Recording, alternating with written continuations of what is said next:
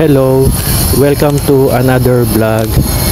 Tara, samahan niyo po kami kung ano pong exciting na makikita sa Batu Cave dito po sa Malaysia.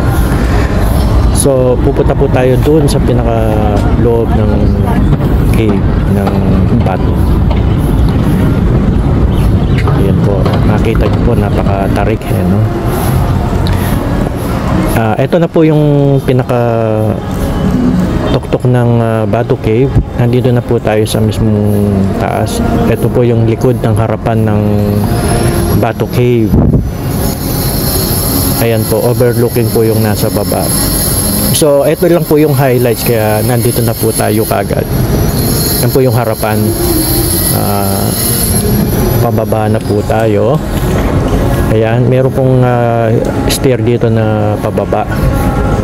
So, meron siyang ito platform, and then bababa siya ulit.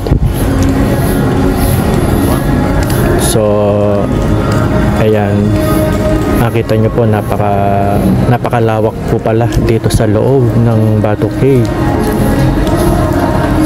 So, sa ngayon po, ang lamig dito sa loob ng Batu Cave.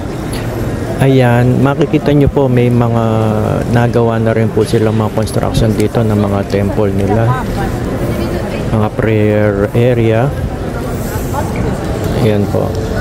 Ay po, may matatanaw po kayo dyan na opening, no, sa may gawing sa taas. Mamaya po pupunta po tayo doon para makita nyo. So, ayan po, ayun yung isang temple. So, ito na po yung pinaka-wide ng cave. So, mostly sementado na, parang pinaganda na po nila, no, sa loob. Ayan. So, nung nakunan po to, August 12 nung napunta kami dito. So, ito na po yung pinaka-latest na makikita nyo. Ito na po yung sa pinakataas. Ayan po, meron po palang opening doon, kaya maliwanag. So, ayan po, hanggang dito na lang po yung cave. So, sana po nagustuhan nyo.